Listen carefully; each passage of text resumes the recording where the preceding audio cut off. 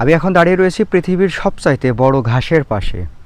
আপনারা হয়তো এটা শুনে একটু অবাক হতে পারেন, কিন্তু এটাই সত্যি হচ্ছে পৃথিবীর সবচেয়ে বড় প্রজাতির ঘাস হচ্ছে এটা।